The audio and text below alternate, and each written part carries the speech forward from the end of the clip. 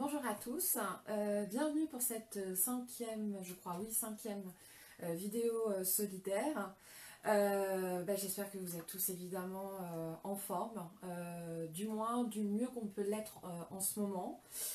Allez, on entame la quatrième semaine, mais ça veut dire qu'il y a déjà 3 semaines qui sont passées, soyons positifs. Et donc aujourd'hui, cinquième vidéo solidaire consacrée à une femme absolument incontournable du XVIIIe siècle.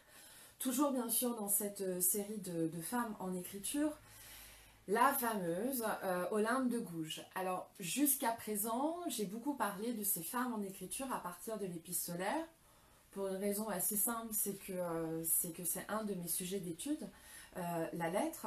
Il se trouve que Olympe de Gouges en a écrit très peu de lettres. Et ce qui m'intéresse là aujourd'hui de partager avec vous, alors on va voir si on va tenir en 20-25 minutes ou si on va essayer de le faire en 2 fois, sachant que certains d'entre vous souhaitaient me poser des questions. On va voir, c'est du direct, hein, donc on s'adapte et surtout on est là pour se faire plaisir, bien sûr. Je voudrais donc commencer par une source qui date du mois de novembre 1793. Ce mois de novembre 1793 est très chargé et c'est un mois qui a été particulièrement difficile pour les femmes et pour la condition féminine en France à la fin du XVIIIe siècle. En ce mois de novembre 1793, il y a eu une série de grands procès, tous passés devant le tribunal révolutionnaire, et en particulier de procès féminins. Pas seulement, mais ce sont des procès qui ont particulièrement marqué l'opinion publique. Et 3 de ces portraits, dans l'ordre chronologique, eh bien, c'est Marie-Antoinette, Olympe de Gouges, dont on va parler ensemble aujourd'hui, et puis la fameuse Madame Roland. Et je voulais commencer par ce document, par cet extrait de presse, cet extrait du Moniteur universel qui est l'un des organes de presse les plus importants au cours de l'histoire révolutionnaire, parce que là, c'est plus évidemment qu'une plume et une mission journalistique de rendre l'information, de rendre compte de l'actualité. C'est avant tout une mise en garde adressée à toutes les femmes, à partir de ces 3 femmes qui donc ont été jugées et condamnées à mort. Donc je vais vous lire cet extrait du Moniteur universel. En peu de temps, le tribunal révolutionnaire vient de donner aux femmes un grand exemple qui ne sera sans doute pas perdu pour elles. Car la justice, toujours impartiale, place sans cesse la leçon à côté de la sévérité. Marie-Antoinette, élevée dans une cour perfide et ambitieuse, apporta en France les vices de sa famille.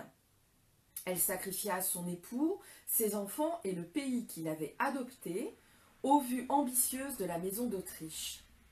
Elle fut mauvaise mère, épouse débauchée, et son nom sera à jamais en horreur à la postérité. Olympe de Gouges, née avec une imagination exaltée, prit son délire pour une inspiration de la nature. Elle voulut être homme d'État, et il semble que la loi ait puni cette conspiratrice d'avoir oublié les vertus qui conviennent à son sexe. La femme Roland, bel esprit à grand projet, philosophe à petits billets, reine d'un moment, entourée d'écrivains mercenaires à qui elle donnait des soupers, fut un monstre sous tous les rapports. Sa contenance dédaigneuse envers le peuple et les juges choisis par lui, l'opiniâtreté orgueilleuse de ses réponses, sa gaieté ironique et cette fermeté dont elle faisait parade dans son trajet du palais de justice à la place de la Révolution, prouvent qu'aucun souvenir douloureux ne l'occupait. Cependant, elle était mère, mais elle avait sacrifié la nature en voulant s'élever au-dessus d'elle. Le désir d'être savante la conduisit à l'oubli des vertus de son sexe, et cet oubli, toujours dangereux, finit par la faire périr sur l'échafaud. Alors, vous allez évidemment vite comprendre pourquoi je voulais commencer par cet extrait du Moniteur universel. On accuse Olympe de Gouges d'être une femme dénaturée, d'être une virago, d'être une femme homme. Il y a un vocabulaire très très riche pour parler d'une Olympe de Gouges comme d'autres femmes, comme par exemple Madame Roland. Et surtout, l'accusation dont on va l'accabler, c'est de vouloir, je cite, ce verbe est très important, de vouloir politiquer.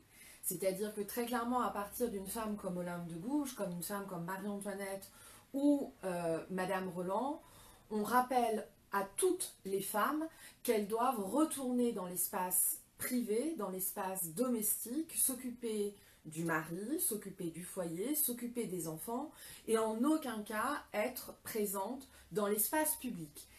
D'ailleurs, il y a une loi qui va être votée au cours du mois d'octobre 1793. Évidemment, il n'y a aucun hasard à la chronologie.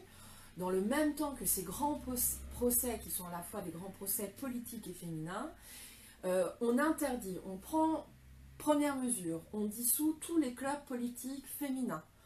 On interdit aux femmes même de pouvoir se réunir dans un espace public, par exemple sur une place, dans une rue, et à partir du moment qu'un groupe de femmes est constitué d'au moins 5 femmes, les forces de l'ordre sont autorisées à intervenir pour dissoudre ce groupe féminin.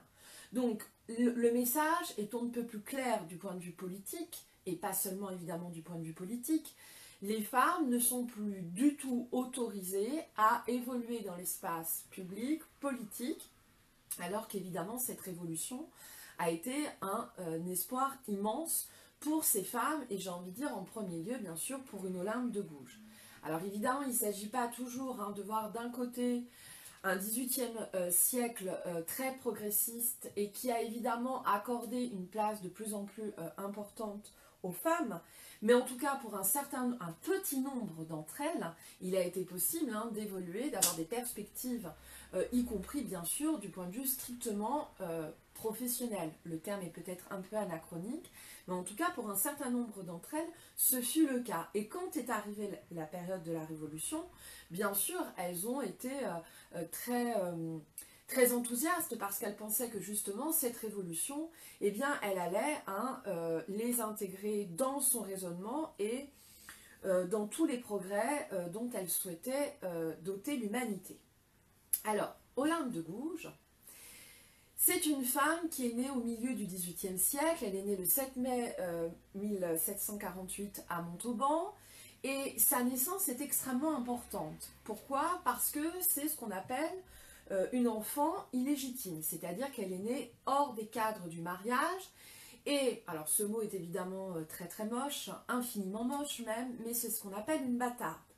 Et quand on travaille sur l'histoire du XVIIIe siècle, quand on travaille bien sûr aussi, quand on fait de l'histoire sociale, culturelle, on s'aperçoit à quel point cette notion de légitimité ou d'illégitimité est essentielle dans l'histoire française du XVIIIe. Et très clairement, cet enfant qui naît Marie Gouze va plutôt mal vivre le fait d'être donc une enfant illégitime, d'être une bâtarde. Il faut bien comprendre qu'au XVIIIe siècle, il n'y a absolument aucune ou quasiment aucune tolérance, que ce soit bien sûr dans le milieu de l'aristocratie ou de la bourgeoisie, pour ces enfants nés en dehors des liens du mariage. D'ailleurs, tout Montauban savait parfaitement que Marie Gouze était une enfant illégitime. On savait qui était évidemment sa mère, Anne Olympe Mouisset, et on savait aussi tout le monde savait que son père était Jean-Jacques Lefranc de Pompignan, qui a connu une certaine gloire littéraire dont la future Olympe de Gouges était extrêmement fière. Et il faut dire, la gloire littéraire de cet homme dévot, limite bigot, ça a été d'être un des plus grands ennemis d'un certain Voltaire, ce qui était évidemment à l'époque une publicité importante d'être un ennemi personnel de Voltaire. J'insiste, cette naissance illégitime va ô combien marquer l'histoire, la trajectoire et très clairement tous les combats qu'elle va mener aussi bien par la plume, c'est-à-dire par l'écriture, et aussi bien sûr ses combats politiques avant la Révolution et bien sûr pendant la Révolution. La future Olympe de Gouges, c'est une enfant, puis une jeune fille, une jeune femme qui est sans instruction. On peut même la considérer comme étant quasi analphabète. Pourtant, très tôt, bien sûr aussi parce qu'elle a cet héritage paternel assez prestigieux, elle va vouloir faire œuvre de littérature. Alors autant le dire tout de suite, si bien sûr Olympe de Gouges est l'une de nos premières femmes de lettres, elle a des fois, au détour d'un texte, elle peut avoir des formules absolument superbes, très très bouleversantes, très sensibles. Mais on peut le dire, au final, sa production est modeste. Au final, sa production n'est pas celle d'une plume. Là où elle est très très forte, Olympe de Gouges, ça va être très clairement dans ses idées, dans les idées qu'elle va défendre et dans les prises de position qu'elle va pouvoir avoir et qui étaient des positions, y compris si on les remet dans une histoire beaucoup plus large de l'histoire des idées, de la philosophie, de tous les courants de pensée qui ont pu traverser l'histoire du XVIIIe, elle est très clairement avant-gardiste. Bien sûr, quant à la condition des femmes et dans tous les combats qu'elle va pouvoir mener pour le droit des femmes, mais très clairement, hein, elle est progressiste, elle est très clairement avant-gardiste. Donc c'est une femme du Midi, dont on se moquait à Paris souvent de l'accent qu'elle avait encore assez prononcé. C'est une femme dont la langue maternelle, c'est-à-dire la langue première, c'est l'occitan. Hein, ça non plus, il ne faut pas l'oublier, c'est-à-dire que quand elle va essayer de rentrer en littérature, évidemment, hein, la barrière de la langue va également très très tôt se poser. Et donc quand elle va rentrer en littérature, elle va s'entourer d'un certain nombre de secrétaires auxquels elle va dicter, ça pouvait être d'ailleurs une forme d'écriture, hein, de création littéraire, mais auquel elle va dicter à la va-vite, à l'emporte-pièce, au fil de ses idées. C'est un tempérament très trempé, très vivant, c'est une jolie mécanique intellectuelle, comme on dit Olympe de Gouges. Donc elle fait tout très vite et sans rigueur. Et probablement d'ailleurs que ses secrétaires étaient eux-mêmes sans rigueur en termes d'écriture. Et un des aspects qui, moi, m'intéresse dans l'écriture d'Olympe de Gouges, c'est le passage de l'oralité à l'écrit. Très souvent, hein, et encore un peu aujourd'hui, on cantonne beaucoup les femmes à l'oralité, et non pas tant à l'écrit. Et Olympe de Gouges, dans l'affirmation de la femme en littérature, c'est aussi l'affirmation de la femme qui va travailler dans un sens pour ce passage entre l'oralité à l'écrit. Et ça pose un certain nombre de questions, de questionnements sur ce qu'est aussi la littérature. Alors très jeune, elle a 17 ans, elle va épouser un homme qu'elle n'aime pas du tout, qui est âgé de plus de 30 années, qui est son année de 30 années, un certain Aubry, qui est maître boucher, qui manifestement est particulièrement violent, qui évidemment n'a aucune culture et a absolument aucun intérêt pour les lettres. Le hasard, si j'ose dire, fait bien les choses, puisqu'il va mourir accidentellement au bout seulement de quelques mois de mariage lors d'une crue du Tarn. Donc elle va se retrouver très veuve et avec un enfant, Pierre, à l'âge de 17 ans et demi. Et c'est là où se scelle son destin de femme en littérature, si j'ose dire, parce que d'après la loi, d'après le droit des femmes au XVIIIe siècle, pour qu'une femme puisse, non pas écrire, mais puisse faire paraître, éditer un texte, elle a besoin d'une autorisation écrite de son mari. Et c'est bien la raison pour laquelle la future Olympe de Gouges va obstinément refuser toute alliance, tout remariage. Elle va aussi refuser d'être appelée la veuve Aubry, c'est-à-dire qu'elle va prendre le risque d'évoluer dans une société. Elle quitte le Midi, elle monte, comme on dit, à Paris, elle prend le risque d'évoluer dans une société parisienne en restant veuve, pour faciliter très clairement sa carrière littéraire et donc s'exposer dans cette société qui n'est pas tendre, c'est le moins que l'on puisse dire, avec les femmes, mais aussi les marginaux, elle prend le risque de s'exposer à avoir une mauvaise réputation. Au XVIIIe siècle, les femmes qui ne sont pas mariées sont soit au couvent, c'est-à-dire qu'elles sont religieuses, soit elles sont veuves.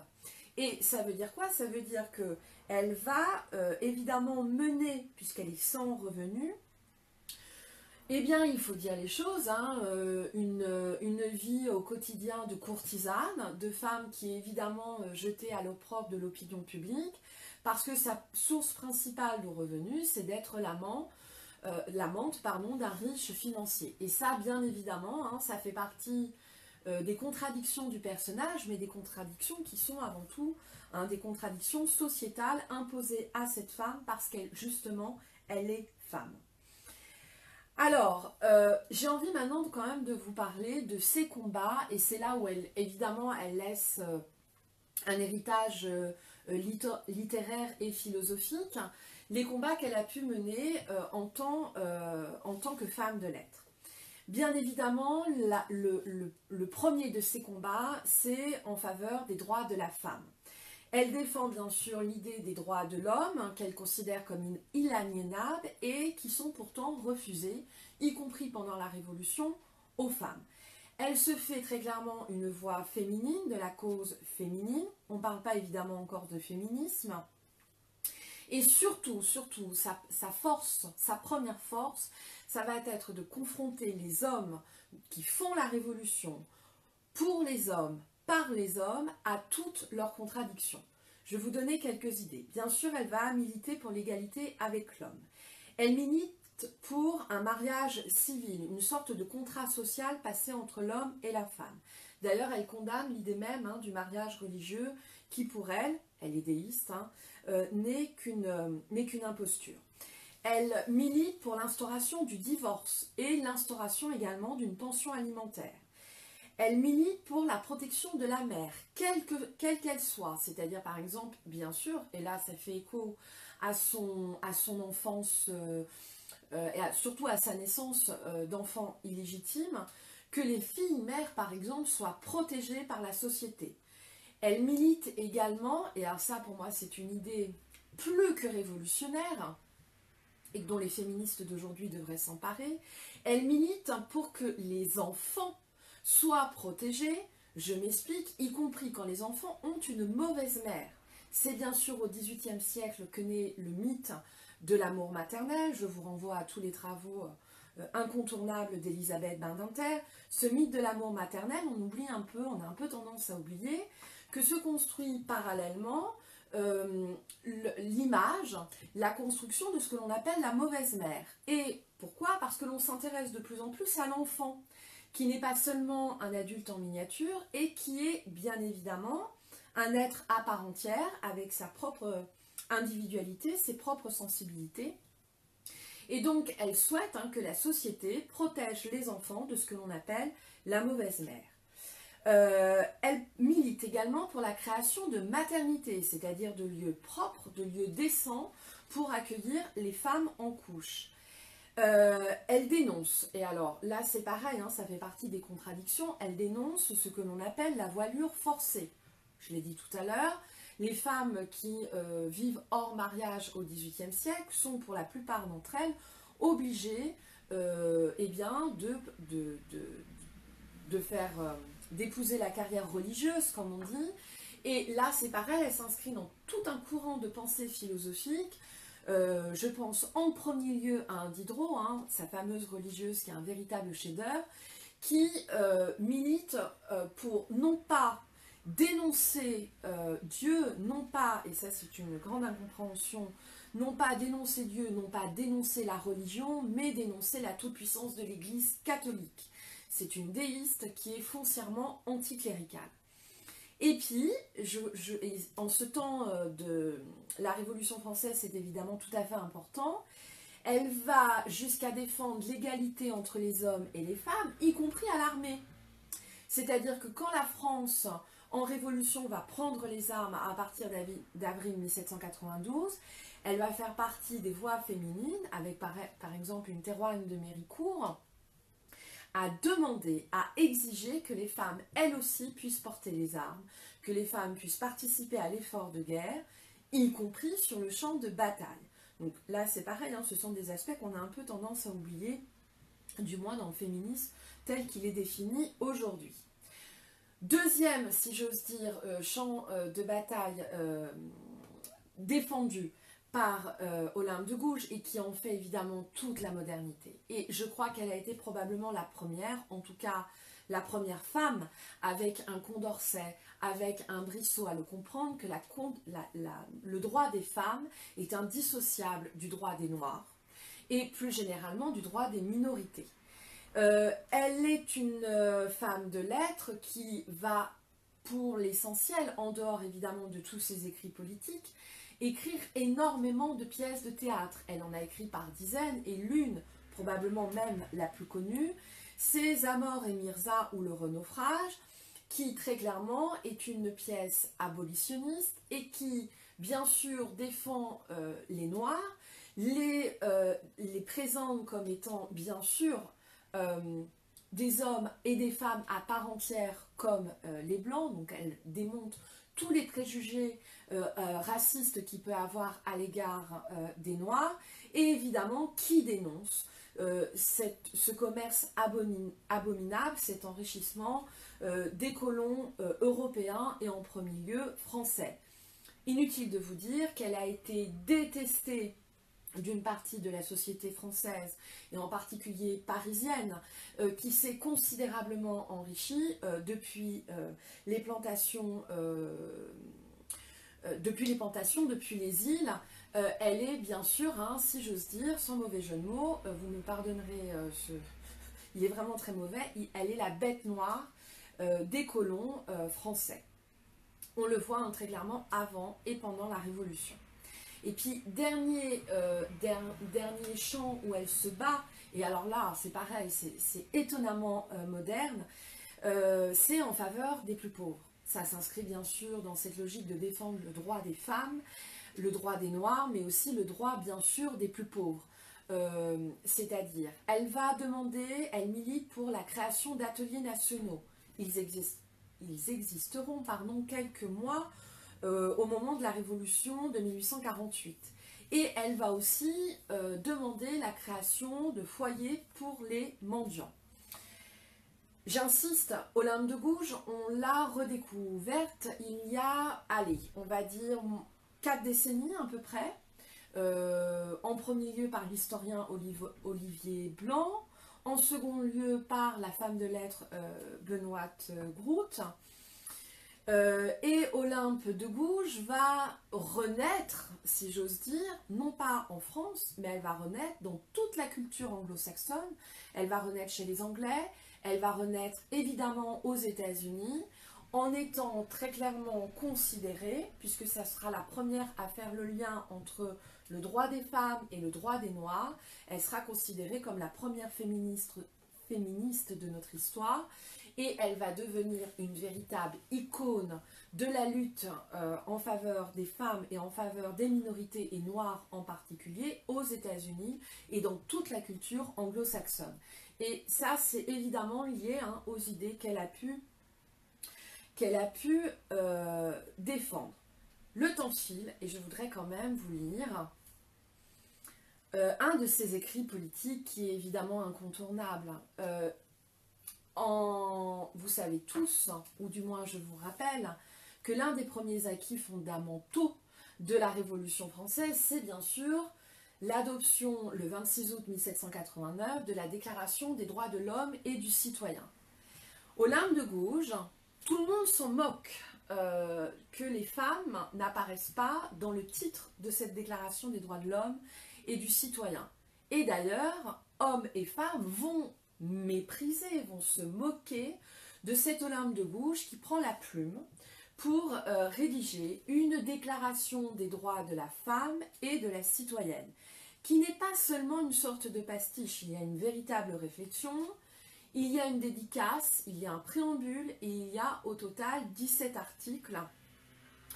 Elle va rendre cette déclaration des droits de la femme et de la citoyenne, Elle va la rendre publique à l'automne 1791. C'est très intéressant parce qu'elle va la dédicacer, alors qu'elle la déteste, si j'ose dire comme tout le monde à cette époque, elle va la dédicacer à Marie-Antoinette. Nous sommes en train de finir cette vidéo et de boucler la boucle, si j'ose dire. Elle la dédicace à la reine Marie-Antoinette. Pourquoi? Parce qu'elle est la reine des Français et parce qu'elle est censée être celle qui va donner l'exemple aux autres femmes du royaume. Donc elle dédicace dans la brochure qu'elle va faire remettre à la reine et qu'elle va évidemment après rendre publique. Elle dédicace donc à la reine. Je vous lis dans un premier temps un très court extrait de cette dédicace. À la reine. Madame, peu faite au langage que l'on tient au roi, je n'emploierai point l'adulation des courtisans pour vous faire hommage de cette singulière production. Mon but, madame, est de vous parler franchement.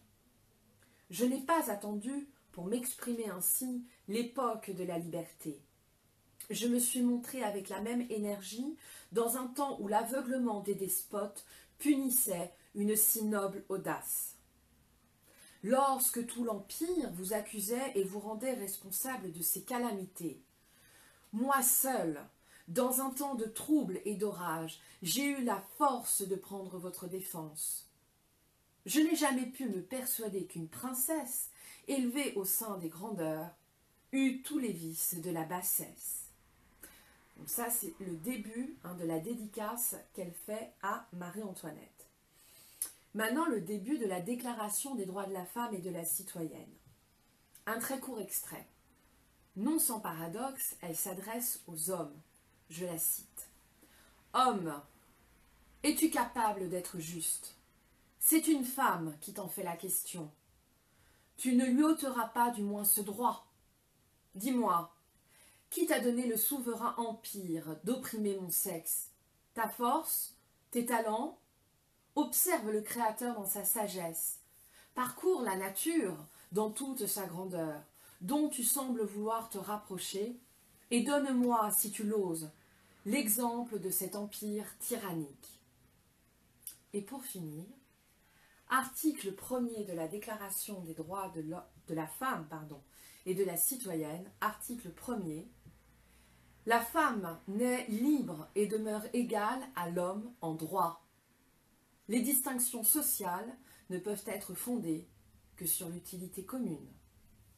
Alors bien sûr, comme pour toutes ces femmes que j'étudie avec passion, je vous encourage à lire, à découvrir Olympe de Gouges. Intéressez-vous à cette femme. Vous savez qu'elle a failli être panthéonisée il y a seulement quelques années. Il serait bien peut-être de relancer ce débat pour qu'il y ait d'autres femmes au Panthéon. Et une femme de la Révolution, ce serait évidemment un très bel exemple républicain. Alors, à vous tous, je vous souhaite le meilleur. Soyons tous confiants et courageux et bien sûr, prenez soin de vous tous. Au revoir.